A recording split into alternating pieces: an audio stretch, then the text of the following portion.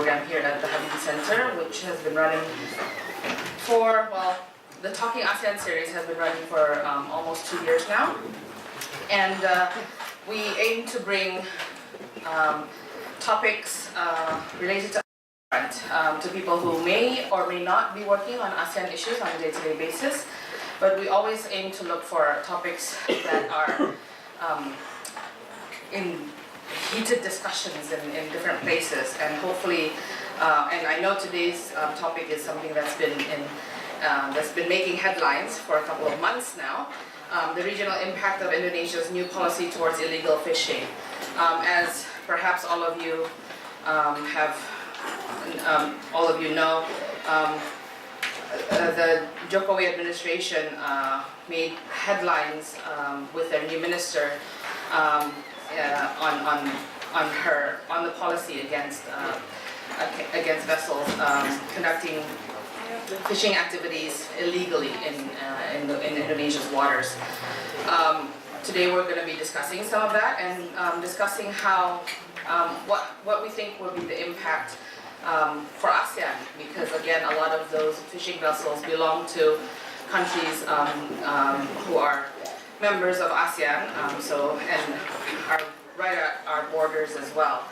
So we're very fortunate to have with us today a panel of speakers who are very competent in this field. To my right, I must apologize. Mr. Anang Nugroho, who is the head of the Analysis Center for International and Institutional Cooperation from the Ministry of Marine and Fisheries Affairs, was scheduled to attend and speak. However, Ibu Siti Hamdia has just informed, and who is going to be taking his place from the ministry as well, who I'm sure is very well versed on this issue. But Anang, I was told, has been called to accompany the minister for something urgent, and of course that comes first. To my left, of course, are Lieutenant Colonel Salim, who is the Staff of the Assistant of the Chief of Naval Staff for Planning and Budgeting from the Indonesian Navy. And last but not least, to the far left is a very good friend, Dr. Edy Prasetyono, the head of the postgraduate program at the Department of International Relations in the University of Indonesia. So, and we have in the audience friends from different embassies, as well as Indonesia's, I think I was told by the people at the Ministry of Foreign Affairs, he's called Poseidon, our walking encyclopedia on law of the sea, of course, Professor Hashim Jalal, who's sitting at the sidelines waiting to give us also some bits of wisdom. So hopefully he'll be able to stay to answer some questions that we may have when it comes to law of the sea. We're always happy to have him here, and we're very fortunate here at the Habibie Center to have him on our board of advisors and board of experts. So, without further ado, I am going to pass it first of all to Ibu Siti Hamdia first.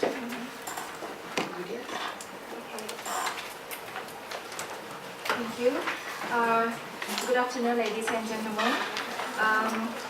First, I would like to say sorry from Mr. Anang Nugroho, who can't attend this meeting since he has to accompany the minister at the similar time. Here, I would like to read his presentation or his speech on behalf of Mr. Anang Nugroho for this Talking ASEAN Regional Impact of Indonesia's New Policy Towards Illegal Fishing. It is understandable that Indonesia's recent actions to abet IUU fishing in the waters near the boundaries of its EEZ received much attention in national and international media, whereas Indonesia used to take a quiet, less feasible approach to abatement of IUU fishing. The new administration decided to send out a clearer signal, namely the smoke of burning vessels, to its neighboring countries and the international community. Indonesia would like to emphasize that the vessels that were destroyed so far represents only a minute fraction of the illegal fishing efforts in its exclusive economic zone, and as such, the recent action at sea are largely symbolic. Indonesia would also like to emphasize that nobody was hurt during these actions, and that its enforcement officers treated all fishers in a responsible and human way. Indonesia does realize that more often than not, the blame for illegal fishing must go to both owners and fishing companies who encourage fishers to seek their fortune in Indonesia's waters. Since the process to take legal actions against both owners and companies that reside outside its territory is likely, and since the urgency to protect our fish stocks and fishing communities is high, Indonesia had no alternative but to apprehend some of the more serious offenders and set an example by burning their boats. Other countries have done the same in similar situations, usually with some measures of success.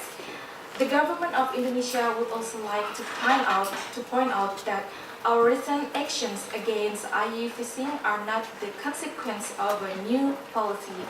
They only represent reinvigorated implementation of its national plan of actions to prevent and combat illegal, unreported and unregulated fishing from 2012 to 2016, which is based on Ministerial Decree number 50 in 2012.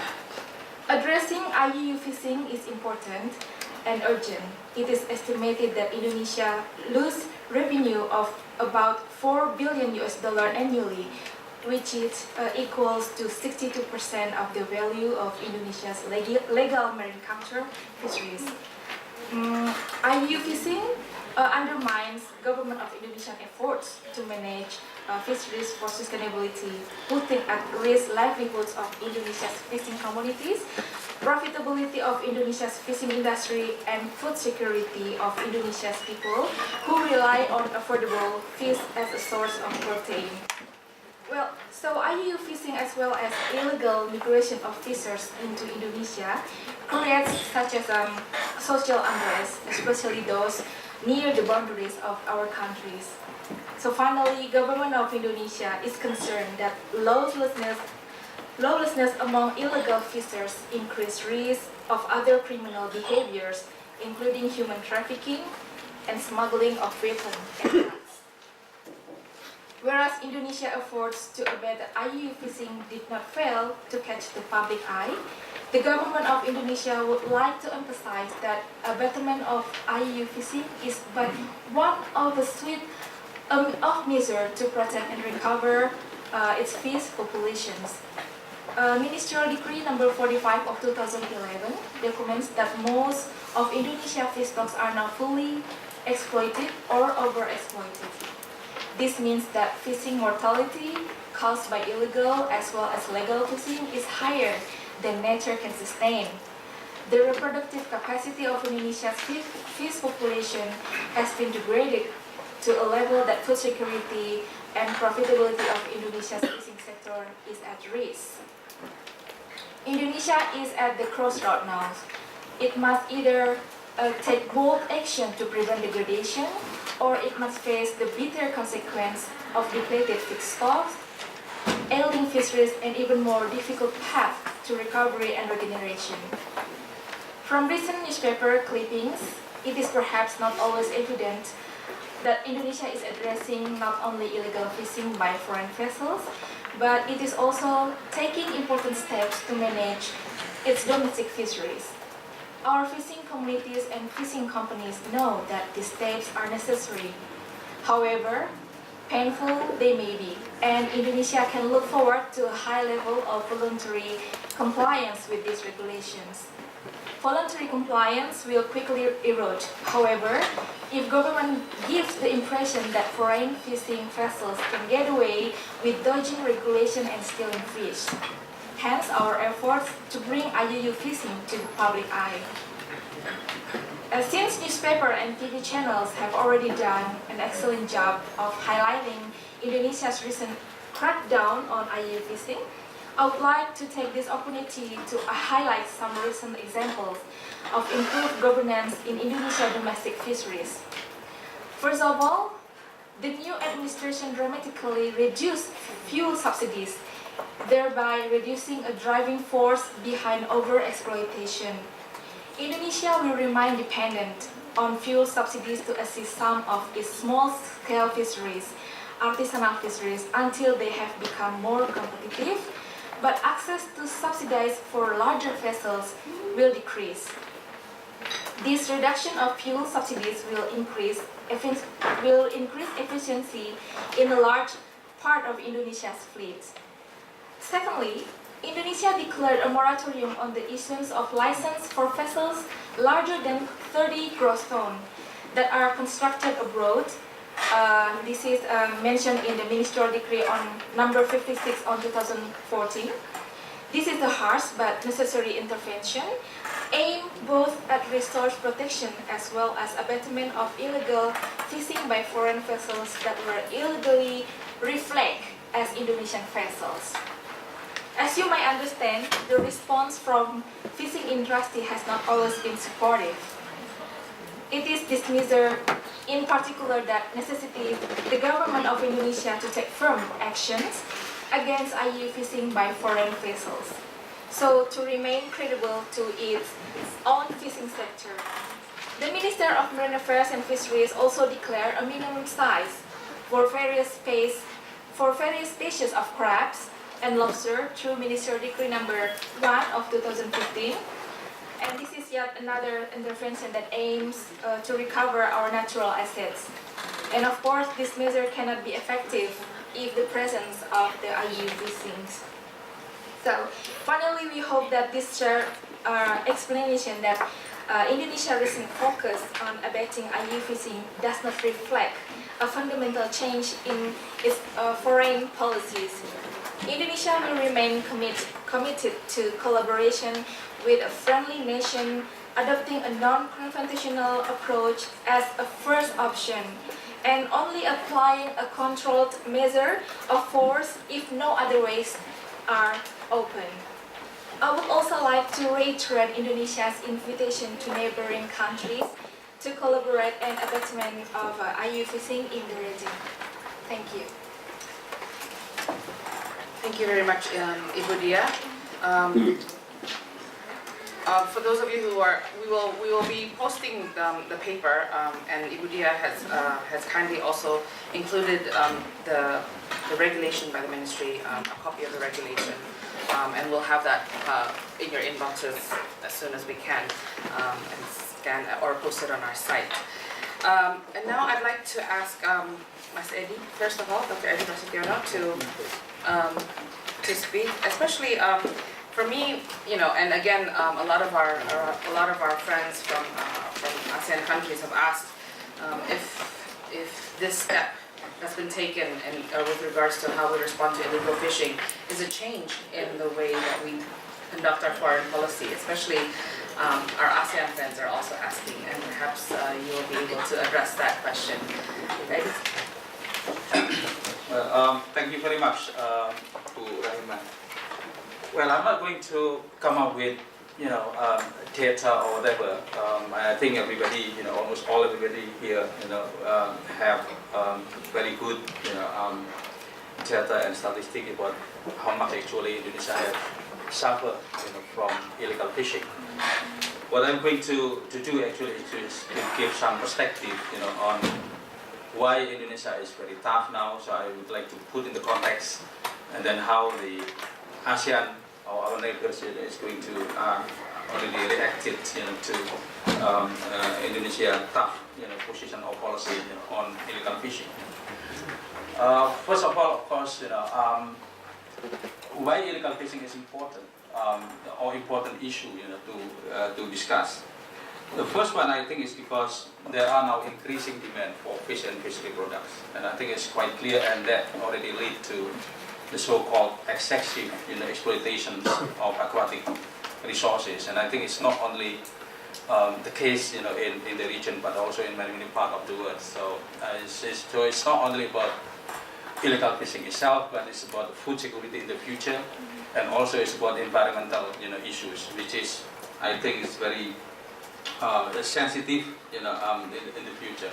So it's about the demand itself, has increased so much actually, on the fish and fishery product, and that led to, excessive exploitation of the aquatic resources.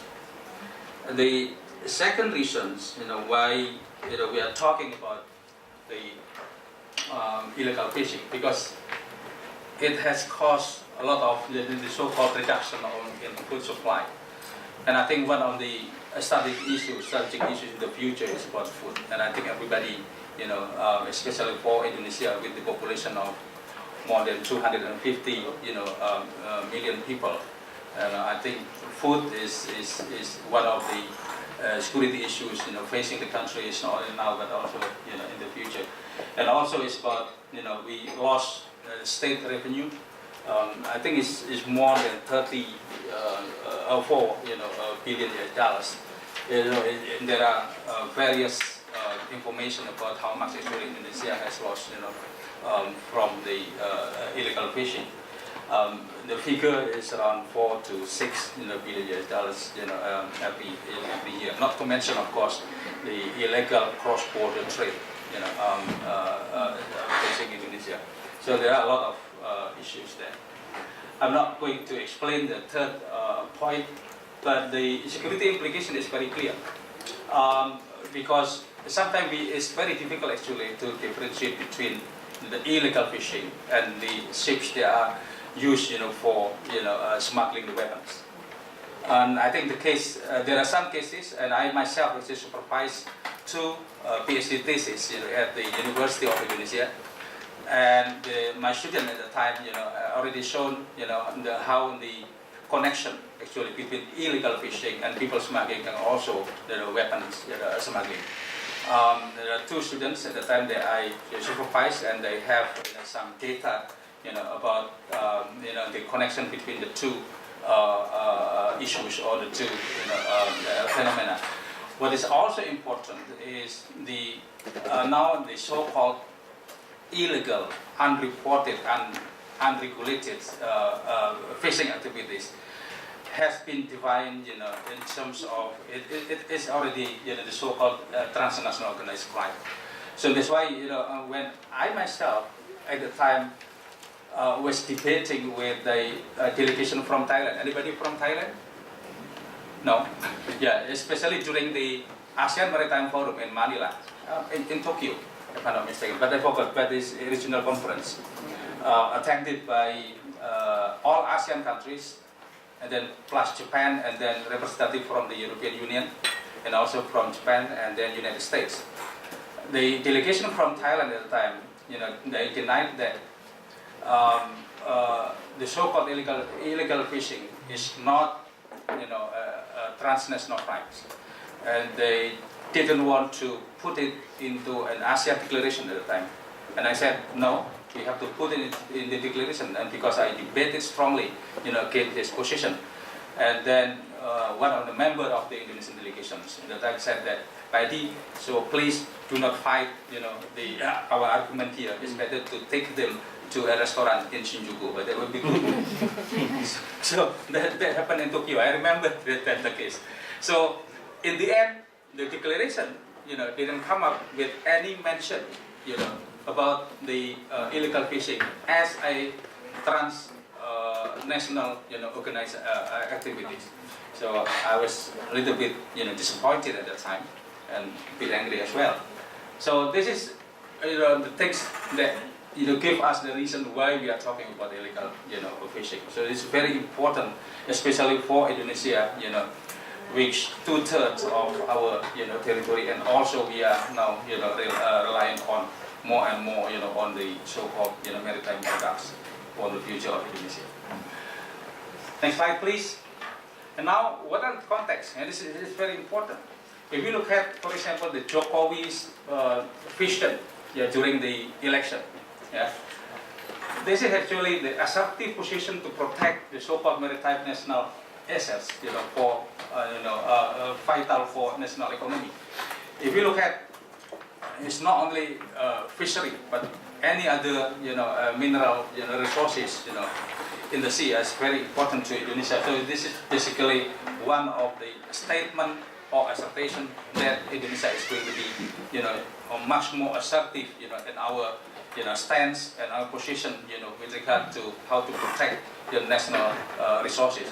And I think over the past more than 20 or 25 years, I think Indonesia has, very weak power actually to protect, all. It's not only territory, but also the assets, in our territory. So I think it's quite logical position.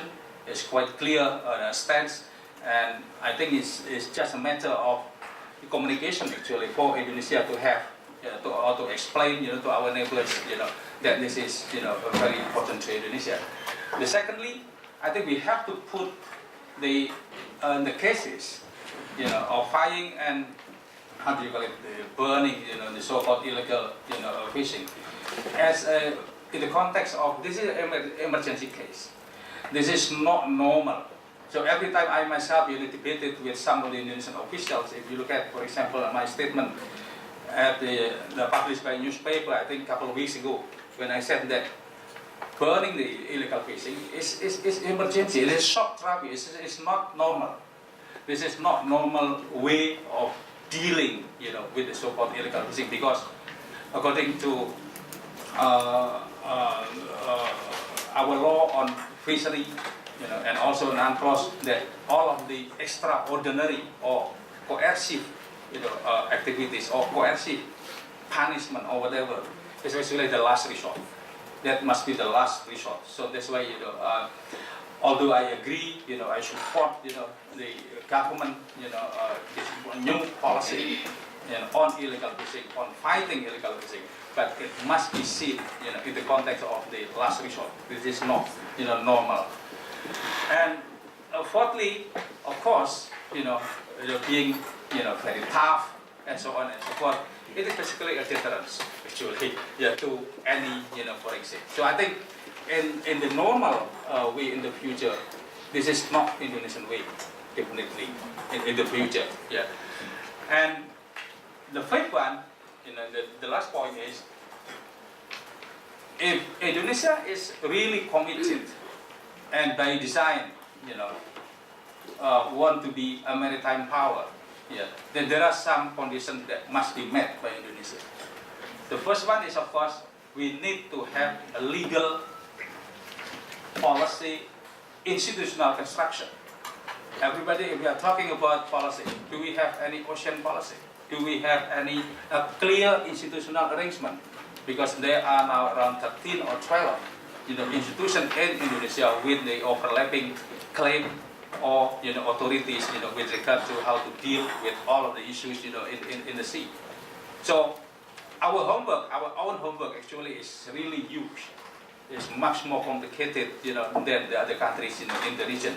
If you look at the complexities of all of the domestic issues within Indonesia, with all of the competing or overlapping claim of authority among the 13 or 12 institutions in Indonesia, I think Indonesia is really has a problem, having a problem with all how to address all of the issues, and of course law enforcement.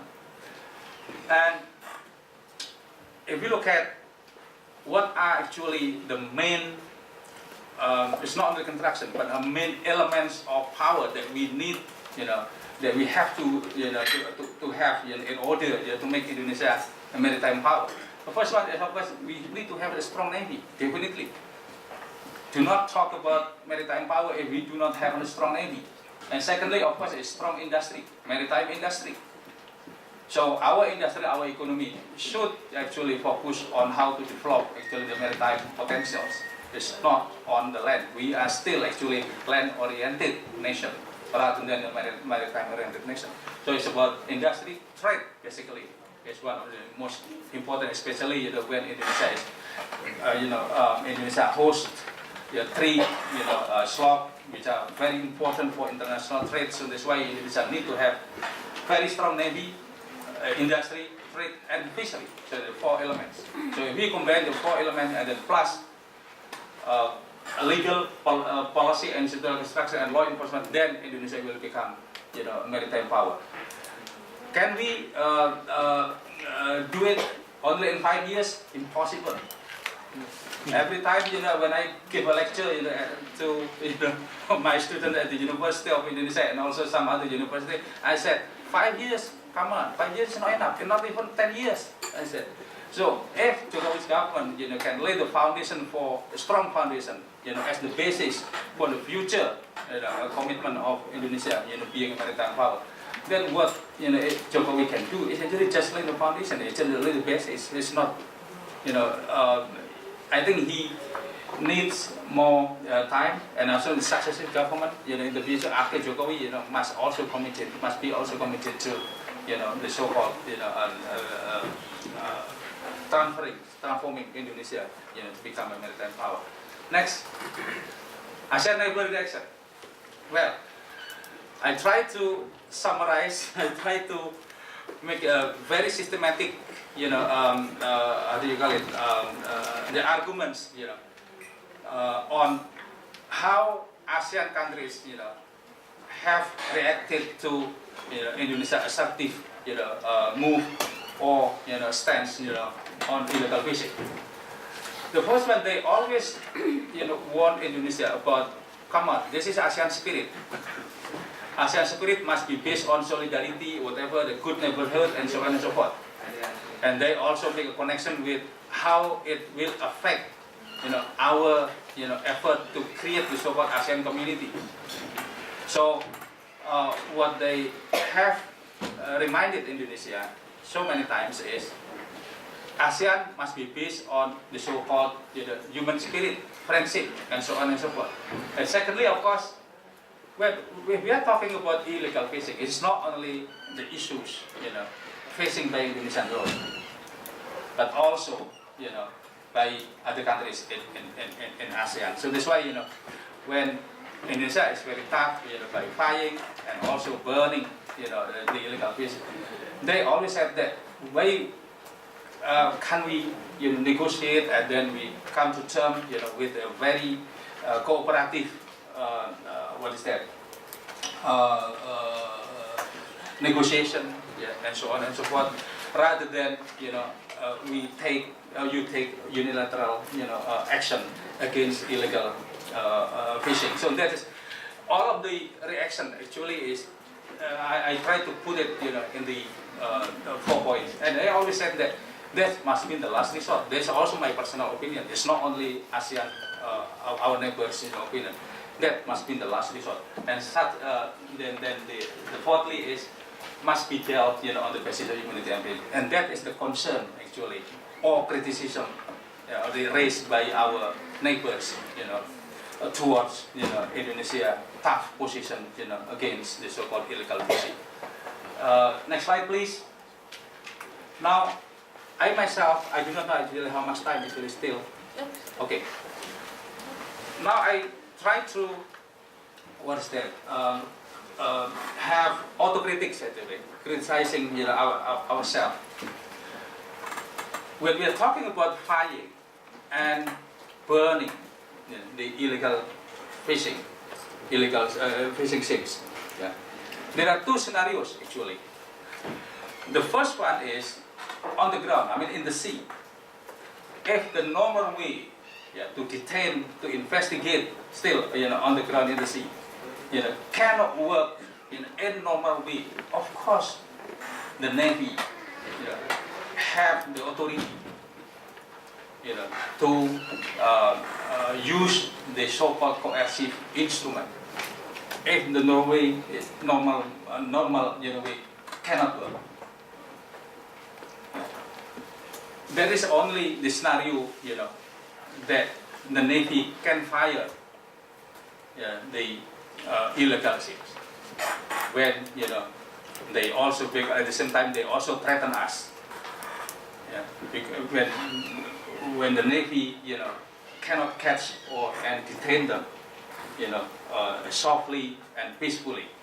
And in fact, they reacted negatively, for example, by threatening, the Indonesian officials.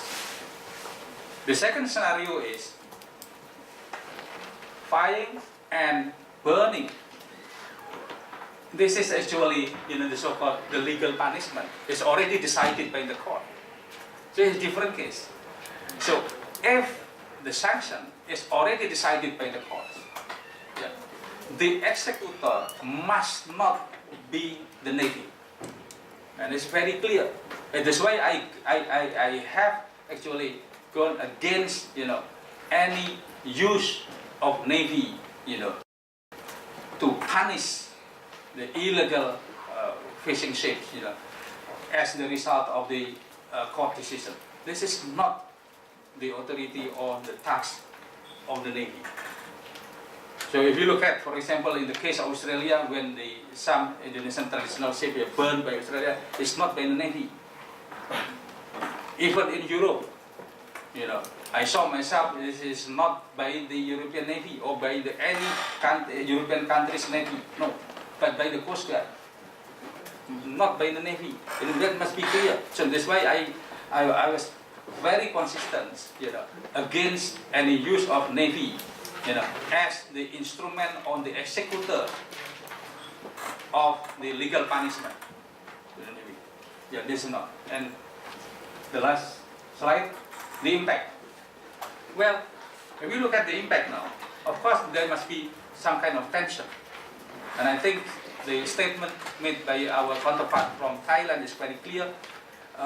Taiwan is more relatively, cooperative, but not Thai. Thailand said that I cannot guarantee, the Thai fishermen, would not enter Indonesian water because it's a matter of life and death. And instead of the stomach, it's about the basic need. They said that I cannot guarantee, about the Thai fishermen, will not enter Indonesian water. Trust deficit, yes, of course. Basically, it's about trust deficit. I still remember, because Indonesia is still seen, from the perspective of, from the historical perspective in the future, because every time we try to strengthen, our, power and so on and so forth, there are some degrees of suspicion. So that's why, this is actually the task of the Indonesian Foreign Ministry, to have a good communication, to explain to our neighbors, that Indonesia is basically, to protect our national interest. It has nothing to do with the Indonesian ambition, to become, so-called a big brother, in the region and so on and so forth. But that kind of perception is still there. So that is the problem. So that's why I said that it's a matter of trust deficit. To some extent, of course, we have to be also very careful that in the future maybe some countries also retaliate. If our Indonesian fishermen also entering their waters illegally, and we have to be careful. So that's why, in terms of the future relationship between Indonesia and our neighbors, I think the good communication and also negotiation need to be done. There is no unilateral action alone, good for Indonesia to have a good relationship with our neighbors in the future.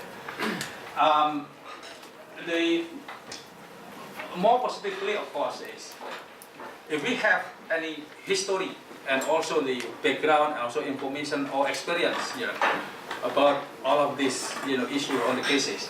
I think the number 4, the prospect for ASEAN Maritime Forum, fishery regime in ASEAN, and I think we need to start actually, talking about the establishment of the fishery regime in ASEAN, and of course, to be fair, because 2/3 of ASEAN water is Indonesian water, I think Indonesia must have, more sails.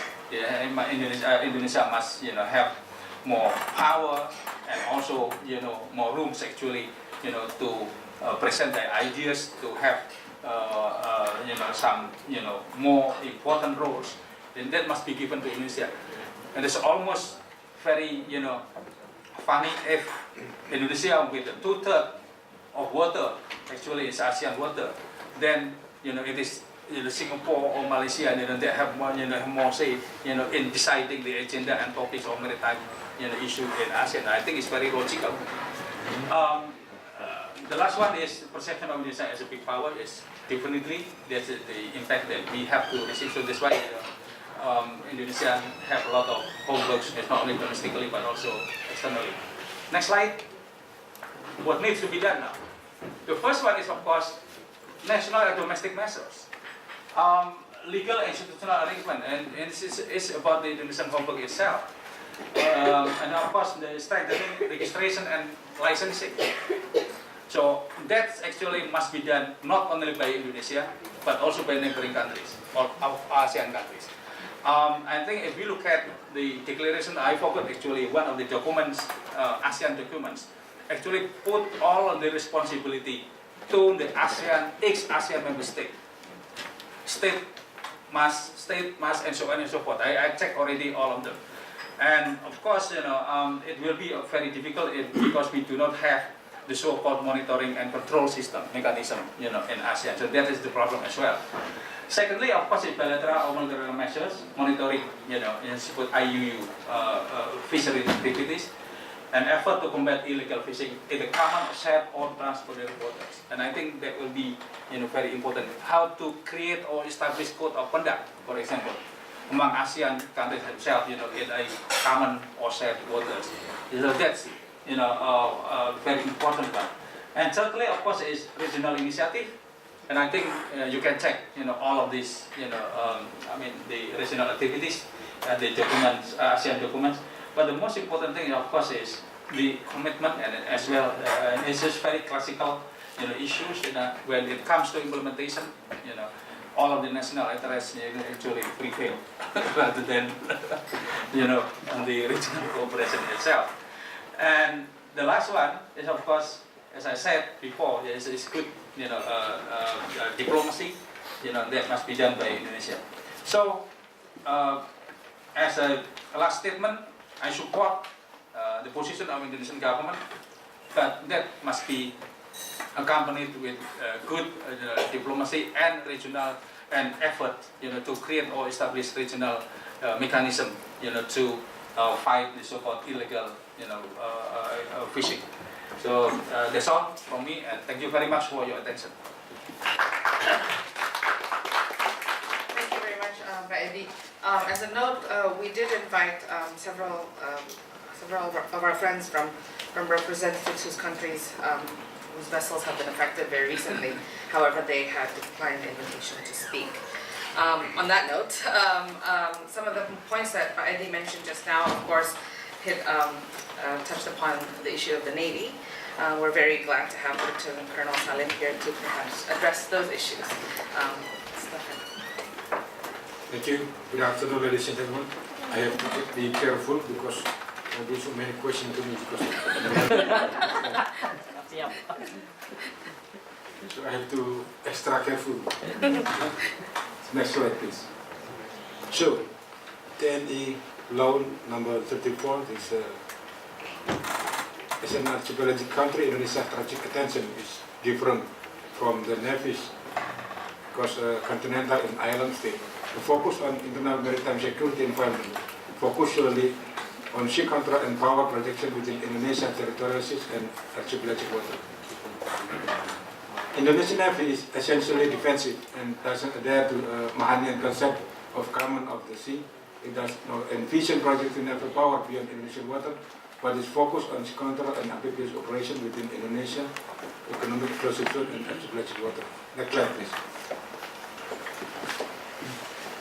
So, during the wartime, the Indonesian Navy engaged in military campaign or operation by placing in main duty at sea, and then in peacetime it deploys fleet at sea, and we call fleet and being to secure and control the use of Indonesian water, and then logistic and communication and sea land control. And then regarding constabulary, it's very unique in the Navy as it allows naval contribution and law enforcement along the waters of country for the safety and security at sea. In Indonesia, this role is constituted in the national legislation, where the Indonesian Navy cooperated with related maritime agencies such as Pusat. And then in every interaction with fellow navies, the Indonesian Navy employs its naval diplomacy through smart power, a combination of its hard and soft power. Diplomacy effort will show tangible result when they significantly contribute to national interest while together receive, acceptance and knowledge from countries in the region. Next slide, please.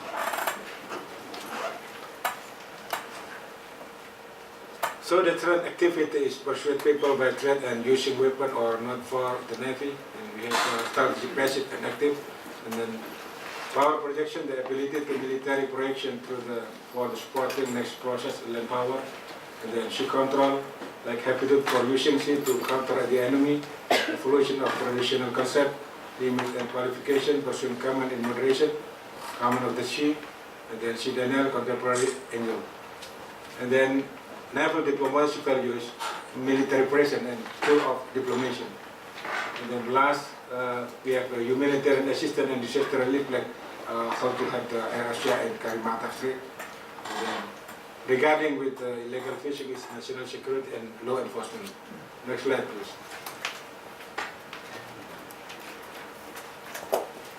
How to implement national interest through at sea, and then prevention action with the maritime security threat and law enforcement at sea.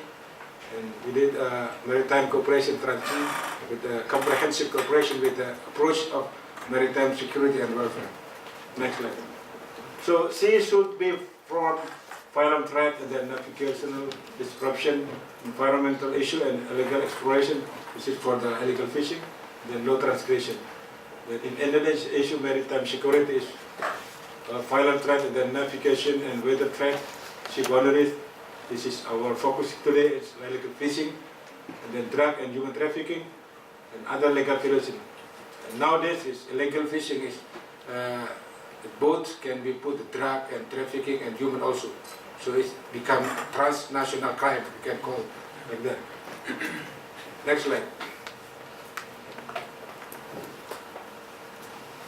So for the maritime security, because in the maritime arena, in the two main challenges are to ensure the security and the sea lanes for continued unimpeded flow to resources and goods, and to prevent maritime conflict between states due to resource and trade competition in region and the Navy crews.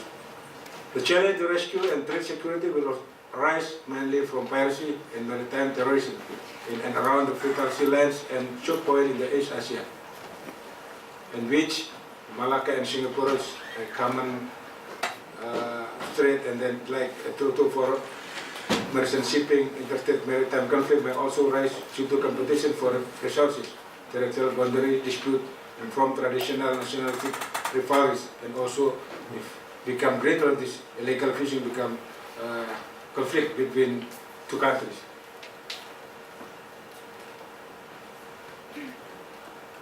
Next slide, please. So what we did, the Indonesian Navy is exchange information and intelligence, developing integrated information system between state, joint exercise, assist to update navigation equipment, assist to develop maritime, assist to prevent and eliminate contamination and environmental pollution.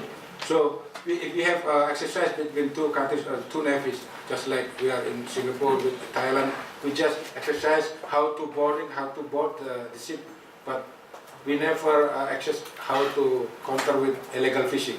So maybe in the future we are going to study, we are going to cooperation, coordination with our boat navy, how to counter the illegal fishing. But not only how to counter the ship, how to illegal something, but how to board the ship. Boarding exercise we call it, not illegal fishing exercise. Next slide. So, term of seeking for foreign vessels at sea based on MAU in 2012.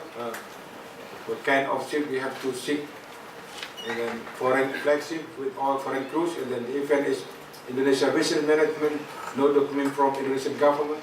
All ships do not have high value and dangerous maneuvering ship or violent of crews or captain. Next slide. So this is the regulation for the Navy. This one is for at sea. The third one, Act number 45, 69, and then Article 76.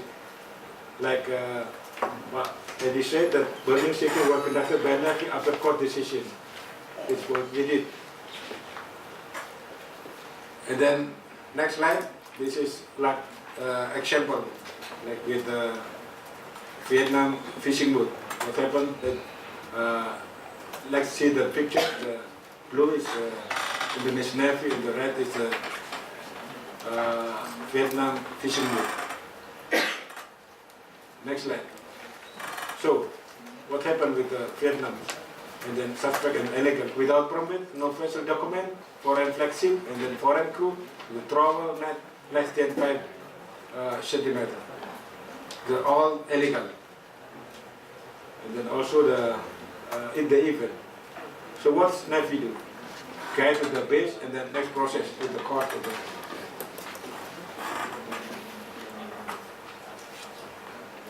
Next slide.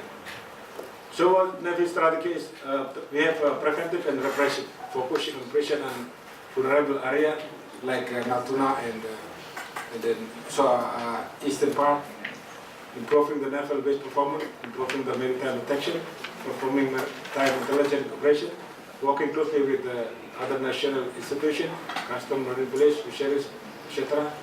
And then repressive is combat to crime, according to the international and national laws and regulations.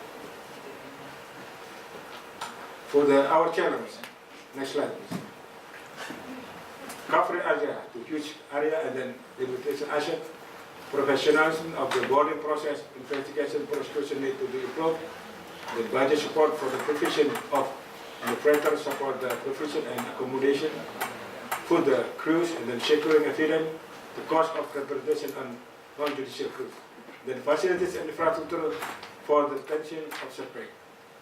Information system related to the validity of document, both fishing activity document, and the document need to be accessed daily by all law enforcement officials. And then conclusion is national policy for deterrent effect can be implemented by elected process, and then procedure for burning and sinking the ship, close coordination with the agency. What's Navy action is a national policy because we have to follow the regulation. Then we need the cooperation framework between states to maintain regional stability. Thank you. Great. Thank you very much, Lieutenant Colonel Salim. Okay, before I open the floor for questions and questions, again, one of the things that Edy, you mentioned that you support this policy, but you don't think it should be implemented. The punishment should be implemented by the Navy. We don't have a Coast Guard, do we? So what? But so.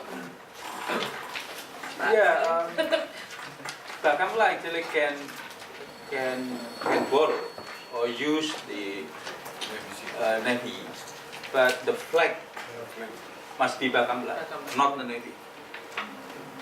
And that must be clear. There is no international law actually permitting the Navy, can execute, any punishment they already decided by the court. And so in the recent incidences, have they been done by the Navy actually? Well, Pardon me. the picture is very high profile, and that will be, creating a kind of misperception about the use of the Navy. Yeah. Yeah, I think this we did because we have regulation, as I mentioned. All right. People said maybe warship compared with warship. People think like that. So the David and Goliath kind of incident. Okay. All right. I'm gonna open the. I already see a lot of hands raised. So I'm gonna open up for Q&A. I'm gonna take the first 3 questions. In the back there you have and Wirya, and then the lady just in the middle there. If you can please state your name and your affiliation, and if you can please let us know who the question is addressed to. Assalamualaikum warahmatullahi wabarakatuh. Waalaikumsalam. Izinkan saya bertanya dalam bahasa Indonesia. Gini, kalau saya melihat mengenai illegal fishing ini, kelihatannya masih incomplete regulation atau policy gitu. Yang pertama, kalau kita melihat dari katakanlah Bu Susi bilang itu 300 triliun di illegal fishing, kenapa kita nggak nyiapkan pasar di dalam negeri? Kita selalu berpikiran ekspor. Sementara untuk konsumsi dalam negeri itu masih sangat rendah begitu. Itu satu. Terus yang kedua, kalau misalkan dilakukan law enforcement, kalau itu kapal dari asing, mestinya di perbatasan, titik-titik perbatasan yang katakanlah itu tidak garis antar pantainya, mesti kan masuk dari mana sih, dari Natuna begitu, Laut Cina Selatan, kemudian dari Malaka, dari Selat Sunda. Border itu yang mestinya dijaga, dan saya rasa kita punya kemampuan untuk itu. Kita bisa gunakan satelit, gunakan radar dan sebagainya gitu. Nah, para katakanlah nelayan asing sudah terperangkap di dalam perairan Indonesia, itu mungkin jangan ditembak begitu, kan di dalamnya ada ikan gitu. Kalau dia kosong mungkin bolehlah dibakar begitu, tapi kalau dalamnya itu kan berarti ada uang di situ gitu loh. Bagaimana kalau itu disita kemudian ikannya dijual di pelangan gitu? Mungkin hal-hal seperti ini yang kadang-kadang luput dan lebih kepada propaganda kalau saya lihat gitu di media massa, kapal ditenggelamkan begitu kan ya. Dan itu untuk menenggelamkan kalau pakai bom molotov mungkin murah, tapi kalau menggunakan amunisi gitu ya, sayang sekali begitu. Satu rudal itu mungkin bisa 1 miliar kan begitu. Nah, bayangkan dengan harga kapalnya mungkin cuma 300 juta gitu, atau satu itu nggak cocok gitu loh ya. Mungkin itu yang yang jadi pemikiran saya, dan bagaimana roadmapnya gitu loh, yang perlu ke depan begitu. Katakanlah dalam jangka waktu 5 tahun ini, oke lah, sekarang propaganda it's okay gitu loh ya, karena memang itu yang harus dibuat dulu, jadi efek jerah dulu gitu ya. Thank you. Ya, terima kasih. Sorry, let me translate that for the purpose of our some of the, unless I don't know how good you're. I'm assuming. I'm sorry to assume that that's not being understood. But anyway, the question was there seems to be an incomplete policy, and then why are we targeting exports and not the domestic markets? And then why aren't we guarding the points that the hot spots where illegal fishing vessels are passing? And I guess that question would be to Lieutenant Colonel Salim. And then there seems to be, in blowing up and firing and burning the ships and sinking the ships, we're basically wasting ammunition, the vessels, and the contents. That seems to be a waste. Why isn't that being impounded and then the contents confiscated and sold or auctioned off? And again, what's the roadmap of these policies? Where is this going to lead? And I guess that would be a question to Ibu Dia. So that's the first question. Ibu Dia? Thank you very much. Assalamualaikum warahmatullahi wabarakatuh. Good afternoon. My name is Wirya. I'm a researcher at the Habibie Center. My first question would be, as far as I know, we already have an arrangement with our neighboring countries in terms of comprehensive and strategic partnership to manage the issue of illegal, unregulated, and unrestricted fishing in Indonesian seas. My question would be, what are the status of this arrangement? Are we making any headways, or are we seeing deadlock that boat sinking becomes the tool that we seek to open the doors in ending IUU fishing in our seas? My second question would be, is this boat sinking and other foreign policy then in the new government signals a new trend that the Joko Widodo government is having? Are we seeing a more nationalistic government? Are we seeing more increasing use of megaphone diplomacy? Or is this simply just a trend that says the current government is quite inexperienced in foreign policy? Thank you. Okay, I guess again that question would be to Ibu Dia more than, but again, Lieutenant Colonel Salim will be welcome to answer that later on. Yes.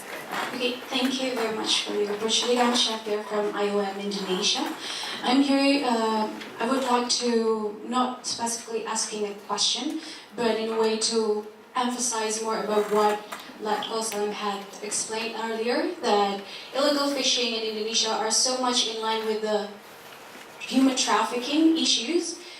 Because based on the recent case, IOM Indonesia itself has been assisting in total nearly 500 victims of trafficking, fishermen who are trafficked in illegal fishing boats in this recent 10 years. And the number keeps on increasing as per year, over the year. Since in 2014, there are nearly 200 victims of trafficking, which boats were actually docked in the border areas, for example, in Aceh and also in Ambon as well, and in Papua, the most recent one. So we're very much keen to work with the government as well in assisting those trafficking victims. We are in very much cooperation with the local government, the immigration office, as well as the faith-based organizations, the civil society organizations within those areas.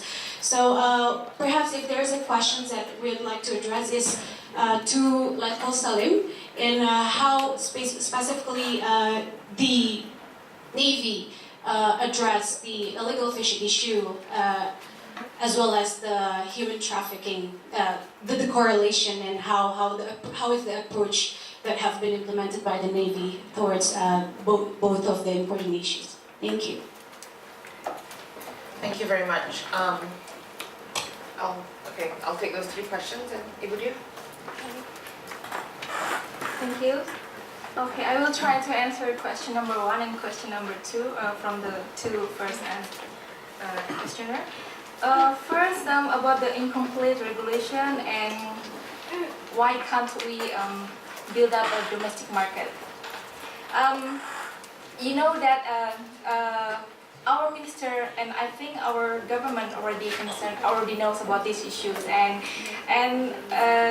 the main issue of this problem is the transportation between islands in Indonesia, because Indonesia is such a huge islands and archipelago country. So transportation become the big problem. So you have a very great gap for the price for the food in the eastern and the western part of Indonesia. That's why Jokowi proposed the nautical way as his goal for development in the future for the next 5 years he's governed. So the nautical way that will be learned from Japan or Chinese or some other countries that already established with that such things will be very useful for Indonesia. So domestic market will be increased, will be developed if we have a very good transportation. As you know, now we have about around 876 fishing ports in Indonesia, and the government, along with the national planning agency, has planned to develop 100 fishing ports surrounded Indonesia. So the government will try to make the distance between one fishing port to other fishing ports is no longer than 8 hours to keep or to maintain the fresh of the fish. So this could be one way to increase our product, or maybe to increase how the domestic market can be developed in Indonesia. So for your second question about law enforcement in the boundaries, like in boundaries area, satellite may be really useful, but what do we have now is the lack of capacity for control and to monitor all our Indonesian waters. So Navy cannot stand by himself to protect all our Indonesian waters. So they need to coordinate with MMI, with our ministry, and with Bakor Kamla, as Dr. Edy mentioned. And for that issue, that's why our ministry, for example, try to, make an additional budget for the vessel patrol that held by our ministry from 60 days to about, if I don't mistaken, 210 days in 1 year. So the past 5 years, or maybe the past 10 years, our vessels to control Indonesian waters only can patrol for 60 days in 1 year, so it's very limited. So joint patrol will be very useful. And for fishermen that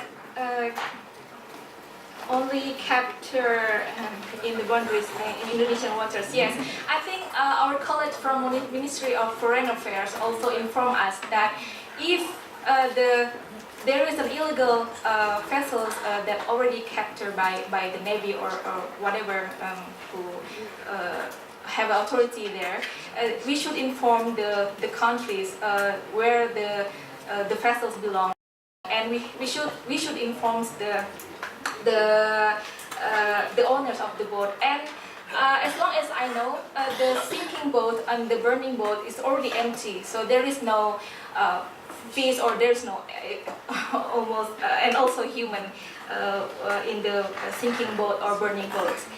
And for the question for the second question about the status of cooperation, international cooperation right now. So yes, we do have bilateral cooperation with our neighboring countries, such as Australia, and Malaysia and Brunei. And in our ministry itself, we have joint patrols in every year with Australian Navy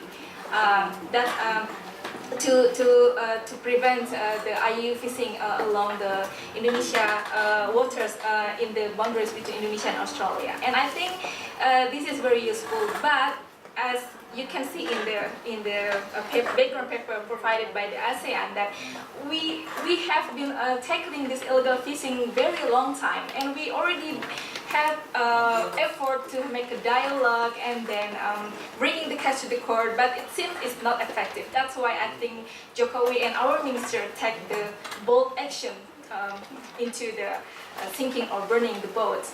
But once more, we need the clear procedure on this issue. Yes. And for the second, more nationalities government. What is the Jokowi wants? What is the government right now should take? A step for this issue. Yeah, I think it's clear that Jokowi and his cabinet would like to strengthen the maritime in Indonesia, and then that's why nautical way and then fight for the IU fishing. Fight for IU fishing is their main goal for their government this year, and I think for the 5 next years. So yeah, I think that's all.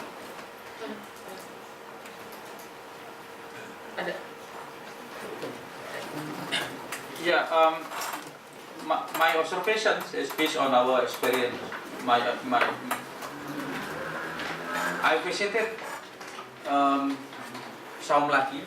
Yeah, actually I just had a story before this seminar began.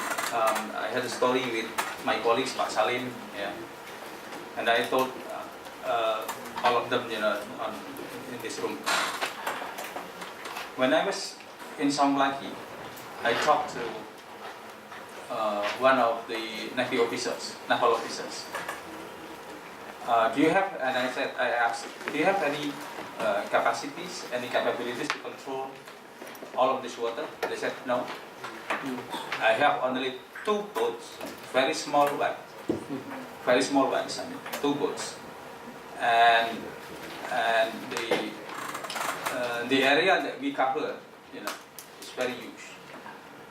Only 41 soldiers. How can you, rely on the protections of the so-called maritime, resources, people smuggling and so on and so forth, just from, this kind of, the capacity? What I would like to underline here is that we actually do not have the ability to control the border surveillance, especially in the eastern part of Indonesia. And then the other problem, of course, is the so-called, and I said before, institutional and legal arrangements. That is very, very difficult for Indonesia up until now, and it's very chronic as well. And I think the biggest task for the Indonesian government now, if Jokowi is really committed, to the so-called making Indonesia a maritime power, is to establish the so-called institutional arrangement. You have to do, to have a clear, interaction, relationship among all of those, institutions dealing with the, maritime issues. And up until now, I think it's still there. The problem is still there. It's very difficult, even, when we plan to establish the so-called Bakamla, the so-called opposition, from certain people, and also the institutions are still very, very strong. It is about being more nationalistic. Now, if you look at the emphasis or the focus of Indonesian foreign policy now, there are three focuses of the Indonesian foreign policy. The first one is to protect the sovereignty. So what does it mean by protecting our sovereignty? First is Papua issue, and secondly is the protection of maritime resources and assets and border. So that's the three. That's under number one, the protection of sovereignty. The second one is the protection of the Indonesian citizen. That's with regard to the Indonesian labor, abroad. And secondly, third one, the third focus is in the economic diplomacy. So I think this is a new focus of the Indonesian foreign policy. The problem now, of course, is that requires the total diplomacy. So all agencies, the government agencies, must understand, those three focus, and the government must direct, clearly, where it's going to be to achieve. For example, the Ministry of Education, do they have any connection or correlation with all of these, the foreign policy that's going to achieve, and then the Ministry of Defense, and so on and so forth. So the homework is really daunting. It's really huge, for this to shift actually, the focus, of our foreign policy. So it's not being more nationalistic. So as I said before, the burning and sinking, of the illegal ships must not seen as a normal way. This is extraordinary. This is a shock therapy. This is an emergency case, and so on and so forth. This is not the normal way, because if we put, the issue in the bigger context, the larger context, there must be some advantages actually. If we can negotiate, we can, actually have more, a softer approach. For example, by how do you call it, by CITA. So that is, I think, is more also useful. The reason that the government explained, to the public, when they didn't do that, is simply because it's going to be used by, the other people is going to be, committed to, IUU. So that is also the problem. But I think the softer approach, I think, is more proper way, is more important in the future rather than, with all of these extraordinary, measures. So we have to understand, my last sentence, and we have to understand that every use of coercive power, must be seen, temporary, in the context of a very temporary, measure. This is not, the way that we have to, to do in normal way.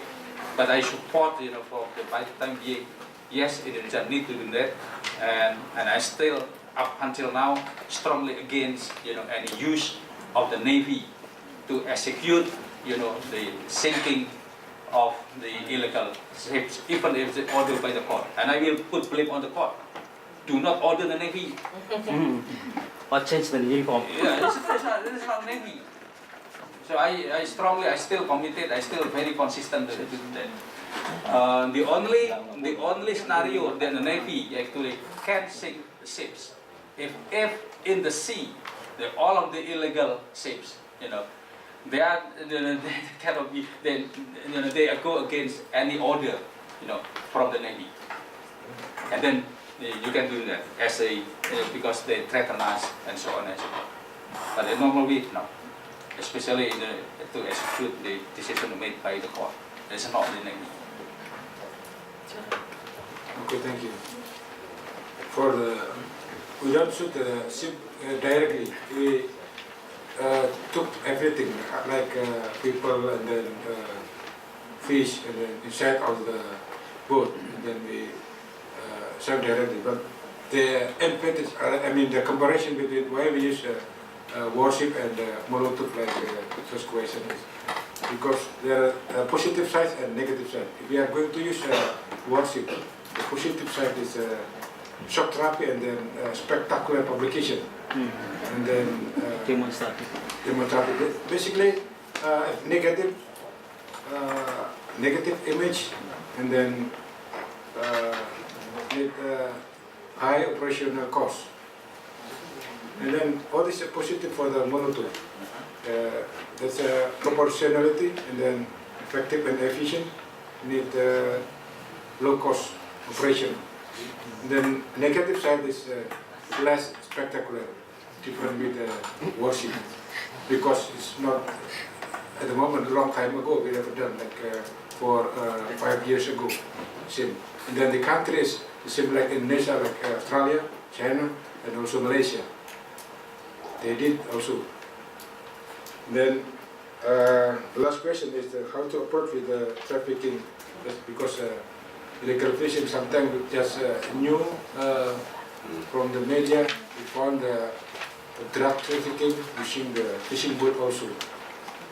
And then how to approach with if there is a human trafficking, etc. For the Navy, we have a boarding exercise, boarding party, something like that. How to handle the fishing boat. And from the first of all, we have to detect coming from the radar or something like equipment, and then coming from intelligence side, from the order of the government or something, and then recognize of the ship, recognize of the boat, and then identify if there is illegal fishing, illegal or trafficking inside of drug inside, and then we investigate, and then we guide the court. So what's the question? Can I have a follow-up question? Yes. What I meant is that many of the fishermen who worked in the illegal fishing boat are actually victims of trafficking. So, for example, the cases we assisted in Malabo, there are 53, Malabo, Aceh, there are 53 Myanmar nationals who actually being exploited in the illegal fishing boat. Yeah, we always coordinate with another agency. In this case, it's police, maybe police. We ask the police, and then we put everything. What we call evidence, barang bukti lain. As we can terserahkan lagi polisi yang send the police. And I think that's where interagency coordination is very important. Again, I'm going to open it up for another round of questions, and one thing important I mentioned this was in English. This I think ini barang bukti. Jadi kalau dibiarkan aja, misalkan tidak ditembak pun juga hancur. Tadi ada fotonya di sini, di pangkalan pun juga akan hancur dia. Jadi sebenarnya tidak ada efek yang buat ini, hanya karena didengung-dengungkan, dibesar-besarkan aja. Karena kalau ini pun jadi barang bukti ditaruh di pangkalan, lama-lama juga rusak, hancur. Ada barang buktinya semua di pangkalan, yang barang bukti illegal fishing itu hancur juga.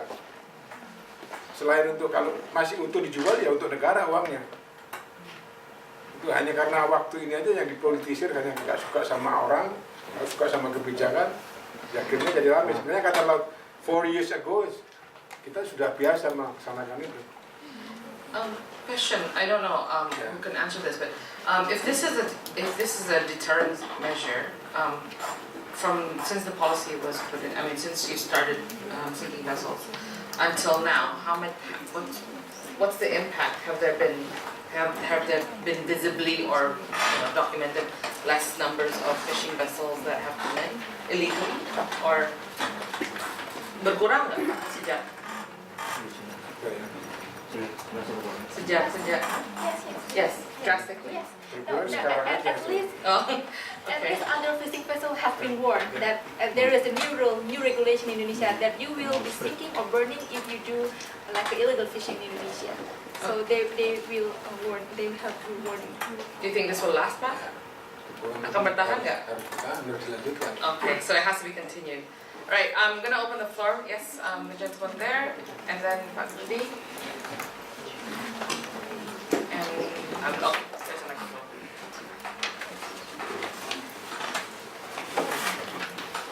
So my name is Papa Wash. I'm from the worst. No, I don't think right. From Yeah, thanks. So my name is Papa Wash. I'm from the Embassy of Poland. My question is for Ms. Dia and Mr. Prasetyono.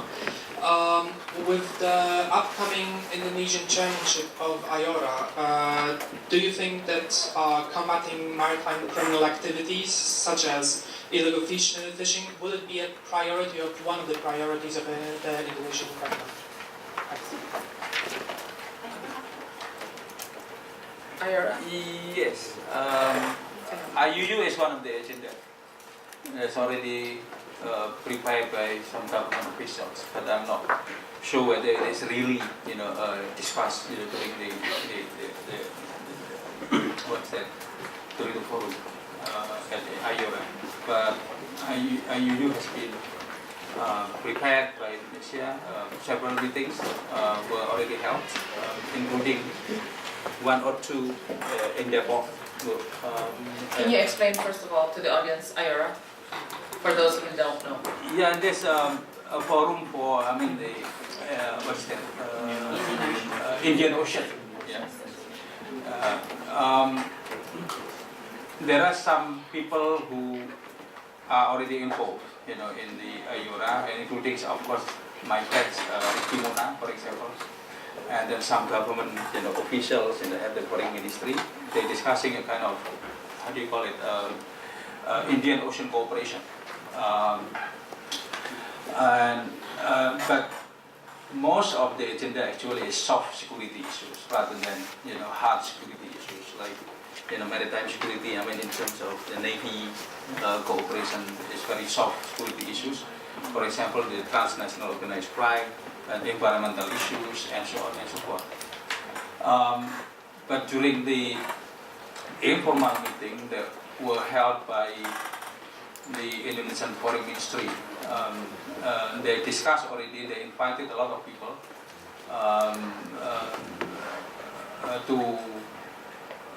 to discuss this about, the irregular, unreported and, unregulated fishery.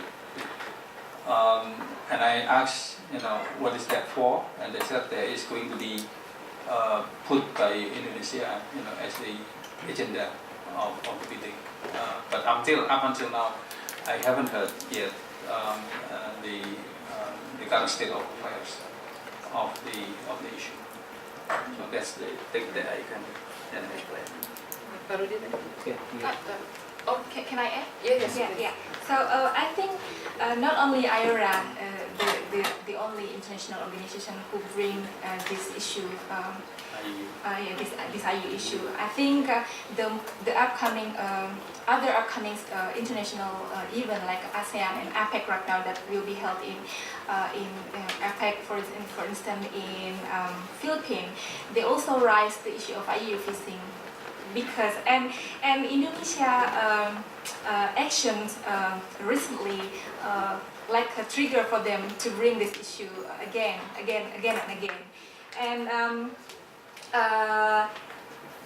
the other way is all countries would like to do and to more to have a cooperation about how to implement the code of conduct for the responsible fishing practice. Like that we do have what we call the RPOR, regional responsible the RPOR for IU fishing that consists of 11 countries. That was held in 2007, if I don't mistake. So this could be one way for and could be as one reference for other countries to fight the IU fishing among the region. So I think that not only IORA, I think ASEAN, APEC, and maybe FAO, they will bring this issue as well, because I think IU fishing keep become an issue again and again in every year if we do not have the straight regulation or straight way to fight this. That's all.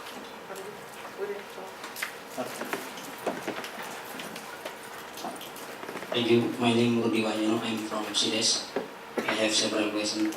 The first is I think related corruption and pollution on the illegal fishing, because we have proof that there is one license that used for several ships, fishery ships. I think this must be done by internally of marine officer.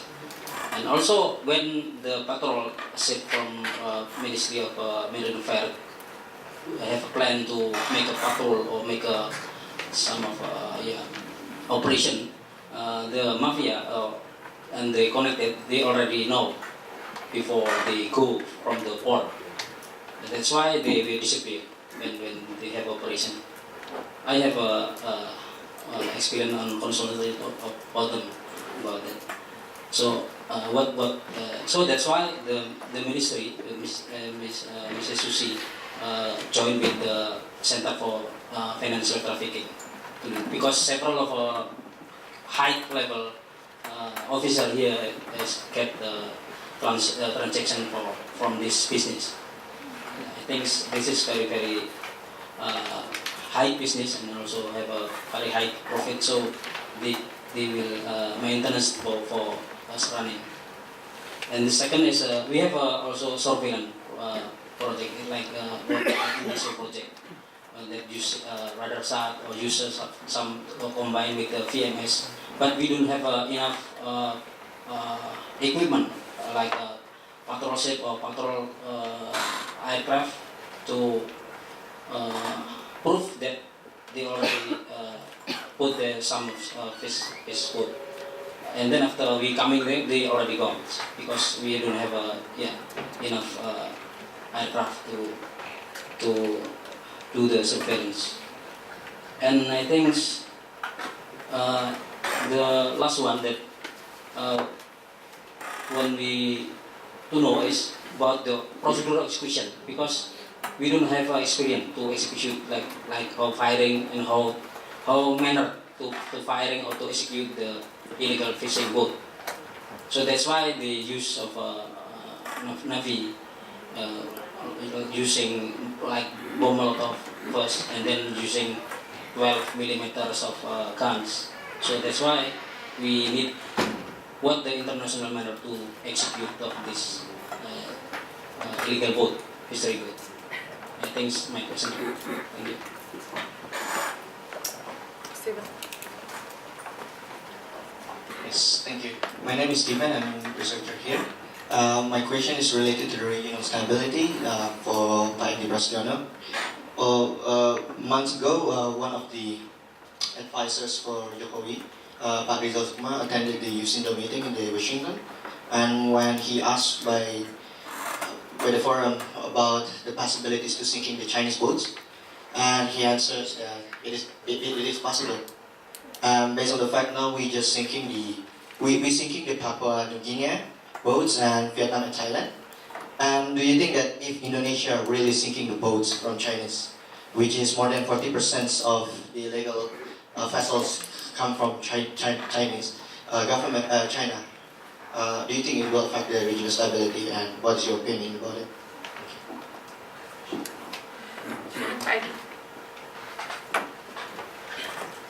I think the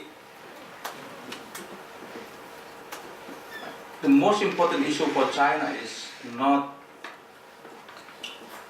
the sinking itself, because to China I think it is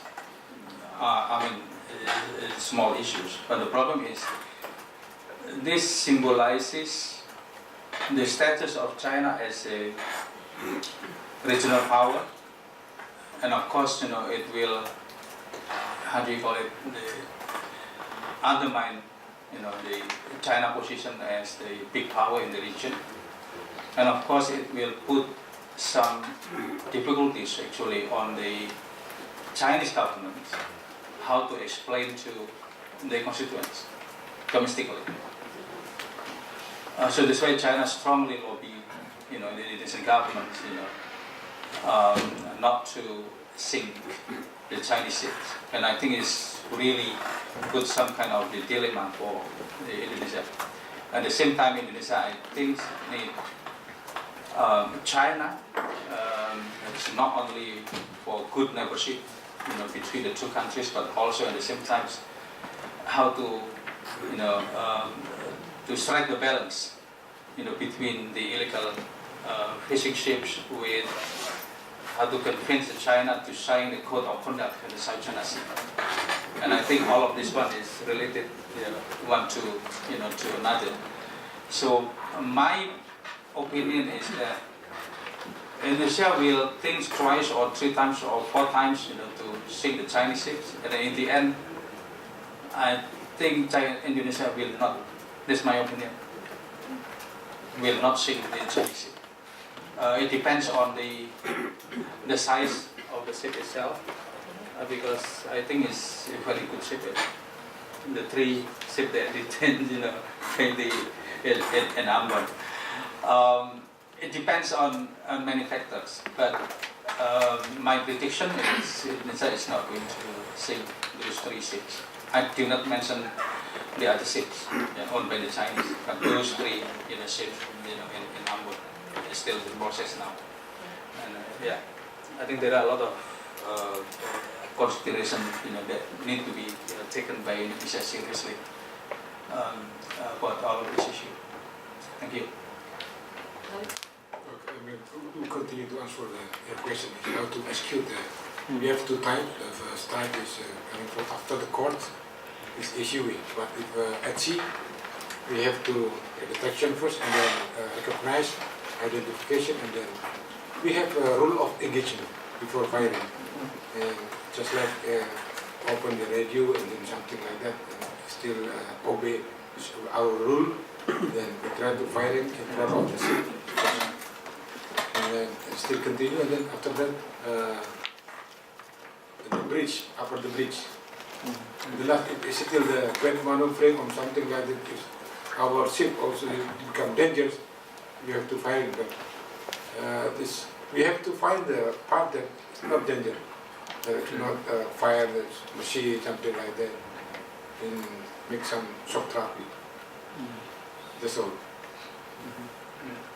The first scenario. But I hear that some of the Navy using, when they have a, this is not another case, that they have a, like a ship likitan case, they have, they use stone. Yeah. To, I was in Malaysian Navy. I was in Ambalat. Yeah, in Ambalat. 2009. Oh yeah. At the time, I was a commanding officer of Area Surabaya. And use kite also. The problem is the warship, Malaysian warship coming to our territory is already 10 miles. And I asked, this is Indonesian warship calling you. And then Malaysian warship disobey our rule. And then this is Malaysian water. And then he said like that. And I said, according to the UNCLOS Article 30, this is you left our water. For the beginning it's not that, but bad maneuvering, crossing the line in front of our ship. Yeah. And then I have to, this is Indonesian water, we have to away from my water. I hear from my friend that Indonesian Navy throw the stone. Yeah, maybe it's close. At the time it's 300. From Antongan, Simatupang. Your friend? At the time 2003. Yeah. 2003. And also use I was kite. 2009. That's good. It is disturb maneuvering. Thank you. Regarding the question about relation about corruption on illegal fishing, yes, that's why our minister produced the regulation number 56 in 2014 concerning the temporary suspension or moratorium on the licensing of fisheries in the fisheries management territory of the Republic of Indonesia. I can give you this. This is one way to prevent the corruption in the IUU system. And if I'm not mistaken, around from 5,000 to 7,000 foreign vessels that all over the news that have been captured in Indonesia. Around 1,200 is being analyzed now for this activity. So we do have a like arrangement, new arrangement for the licensing in the fishing vessels. And regarding the using a satellite, yes, we do need satellite, like I told you before. And luckily now we have Indesol satellite located in Pelancak, Bali. It has capacity to track down all domestic and foreign fishing vessels using VMS. Vessel monitoring systems. So this can be used and very useful. But once again, the problem is the lack of capacity of the vessel itself to do the monitoring or to surveillance for all Indonesian waters. So that's why I think Jokowi tried to strengthen the maritime with try to build up or produce more maritime ship or boat through the maritime industry. And the last one is about the sinking and burning procedure in the combating IU fishing. Yes, one more. I think that we need the clear procedure on this. That's why the government has formed a task force for IU fishing that consists of a related institution like Menko Maritim and then Kemlu and then MMIF and also Navy as well, I think. So yeah, I think that's all. Thank you. All right.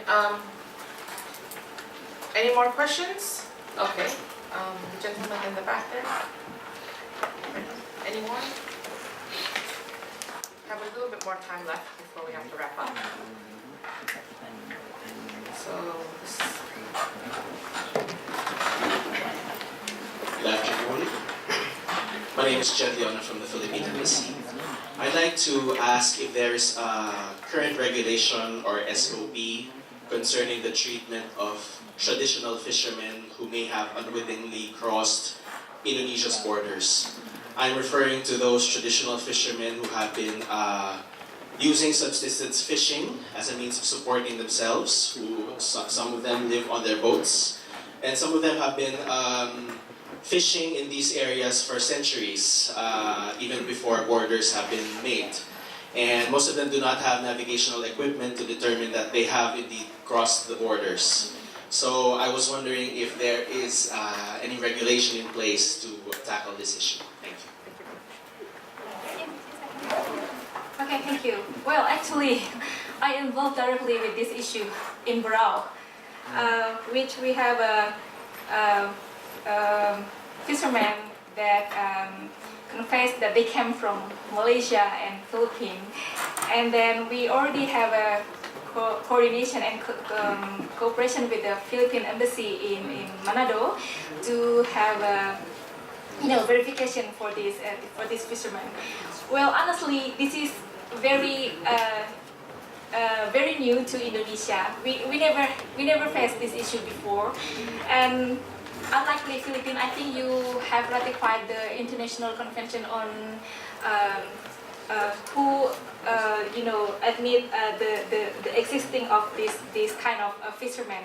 But Indonesia, I think Malaysia as well is not still yet ratified this convention. I forgot the name of the convention. It's about this convention is about traditional cross-border people. So actually they're stateless. They have no status. They have no citizens. So some countries already admit that, but some countries like Indonesia, we still don't have any regulation about that. So this is very good lesson learned from us for Indonesia actually. And in the future, for Ministry of Marine Affairs itself, we already try to create nationally the task force to deal with this issue. And in the future, we try to build up or to larger this forum into regional issue, maybe to involve a country like Philippines and Malaysia and neighboring country usually that maybe their traditional fishermen come to our Indonesian waters. But this is not only happen to Indonesia. I think our traditional fishermen also constantly come to the Australian waters in the southern part of Australia. So this is also need to handle in the future. And yes, trust me that we still try hard to deal with this issue, and we try to make the very good SOP for the next case if this is happen again in Indonesia. Thank you. All right, thank you. Any more questions? Yes, sir. And yes, in the back. Terima kasih. Saya bertanya dengan berbahasa Indonesia karena saya warga negara Indonesia. Nama saya Mirza Indarto dari Jaringan Komunikasi Kebangsaan Indonesia. Yang saya ingin pertanyakan dengan Bapak Letkol itu sejauh mana sosialisasi ke nelayan kita tentang tata batas JET-nya, terus juga sosialisasi dengan pihak para ASEAN, dan apakah kita sudah punya markas apung, Pak, untuk pengawasan monitoring dan masyarakat di pulau kosong, terus atau pulau yang terpikir masyarakatnya ini tidak dibiayai dengan pemerintah atau CSR-nya, Pak. Untuk memonitoring itu kan bisa digunakan masyarakat melalui forum kewaspadaan dini di daerah masing-masing itu, Pak. Jadi kita bisa memakai CSR dari perusahaan-perusahaan yang di bidang kelautannya ini, Pak, supaya biaya ini tercover, jangan melalui APBN terus. Kan bisa kita pikirkan. Dan juga pengadilan kelautan bagaimana, Pak? Sudah sampai sejauh mana? Apakah sudah dibentuk atau belum, Pak? Terima kasih, Pak. Waalaikumsalam warahmatullahi wabarakatuh. Terima kasih, Pak Mirza. The question is about a floating headquarters. Yeah. Yeah, floating. Yeah. And again using CSR of socialization of the borders and policies, and as well as using CSR to for the funds to have these existing communication policies and socialization of these policies. Oke, saya jawab pakai bahasa Indonesia juga. Ya. Di media katalog ada dinas maritim yang sudah melaksanakan ini, sosialisasi ke nelayan-nelayan. Permasalahannya adalah seperti di nelayan yang timur-timur, kadang dia pulau itu dia tidak mengerti batas, tapi dia based on history, ya, dari berdasarkan sejarah. Karena kebiasaan dulu saya, nenek moyang saya nelayan ngambilnya di sini, makanya ini juga punya saya. Rata-rata kebiasaan, makanya sama Australia dulu sering permasalahan begitu karena yaitu mereka kan kadang tidak mengerti tradisional. Kemudian markas apung belum ini, Pak. Namun kita sudah melaksanakan juga dengan pemuda Saka Bahari apa sebagai itu sudah sering kita laksanakan. Kemudian yang tadi Bapak bilang sebagai CSR untuk melaksanakan sebagai fungsi intelijen itu juga kita laksanakan sudah. Nah, itu untuk masyarakat itu membantu angkatan laut untuk ini ada kapal illegal fishing atau sering banyak kita bantu dari masyarakat. Makanya saya bilang the first time detection itu kan tidak hanya dari radar detection coming from intelijen coming from headquarter, juga dari masyarakat. Makanya kita membantu dengan ada dinas maritim yang dekat dengan masyarakat. Okay, just a short translation. Yes, the Maritime Agency has some socialization programs to the local fisher folk. There exists these programs. However, sometimes borders are not really known because often they use their traditional knowledge and based on the history that they've been fishing there for from their great grandparents or ancestors, and so they they're not aware of these borders. This has been a problem in the past with Australia because, again, these are traditional fisherfolk. For the question of the floating headquarters, there's not one yet, but it has been discussed. And as for use of CSR, yes, that's been used. And for monitoring detection, it doesn't just come from these satellites, but also coming from the community, which is part of their intelligence as well. So that's a short answer. Okay, there was a question in the back. Yes. My name is Angelita from the Embassy of Denmark. My question is about whether there has been any increase in regional trading as a result of less seafood or fish going into the neighboring countries. We have heard some claims that some industry in other countries are lacking the raw material because of this policy that is being implemented in Indonesia. But has there been any observed increase in regional trade maybe from Indonesia flowing to these countries, or maybe it's too early to tell at the moment? Thank you. Okay, increasing regional trading will be our future goals by implement this regulation on IUU fishing or fight the IUU fishing. But in short time, our minister and our ministry and I think our government itself try to fulfill our national consumption first for the fish, because only few people in Indonesia can afford for the high value fish. Like say, I don't know what you call the white sea bass that costs you $200 US per kilogram. Who can afford that? Who can afford that? Otherwise, for people in other countries. So our main goal is, first, is to fulfill our domestic consumption to protein intake from fish, and then the long goal is, of course, to increase our regional trade, and then by like the first question I have answered by increasing or develop market both national or international for fish product. I think that's it. Right. Any last words, Edy? To conclude. Yeah. I think it's better for Indonesia now to intensify the diplomatic efforts to convince our neighbors about the importance of the new policy, and must be also explained to our neighbors that this is not the normal way that Indonesia is going to follow in the future, and this is the way for Indonesia to protect our national interests in terms of protecting the maritime asset and resources, and they must understand it.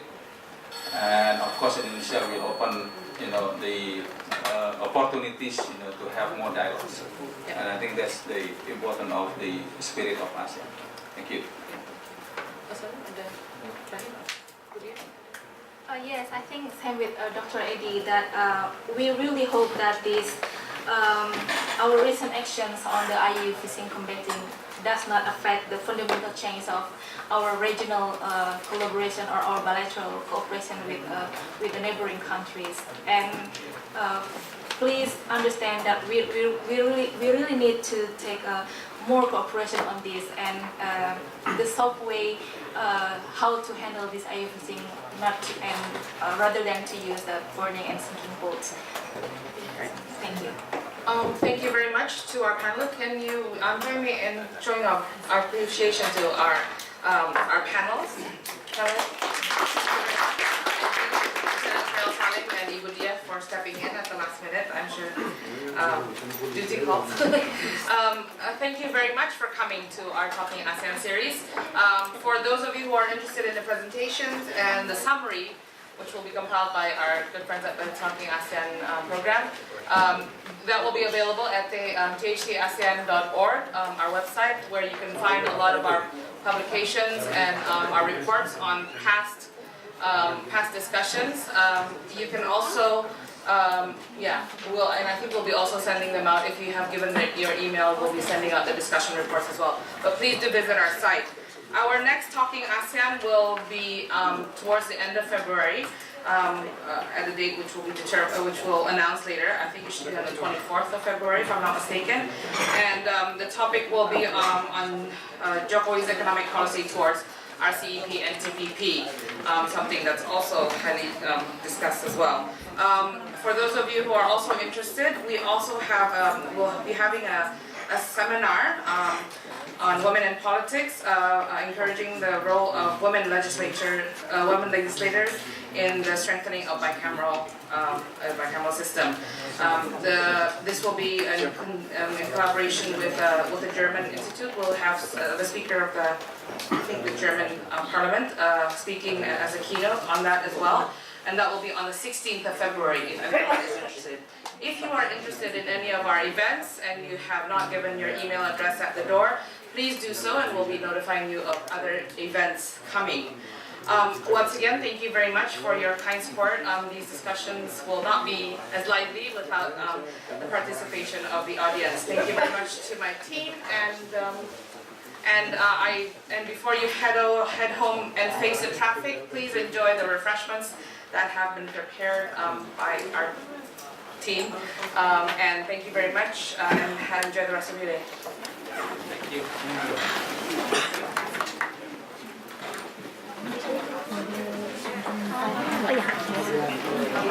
Makasih ya.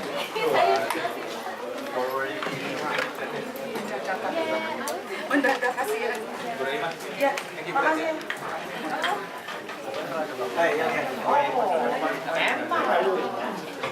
Memang kita regular sih.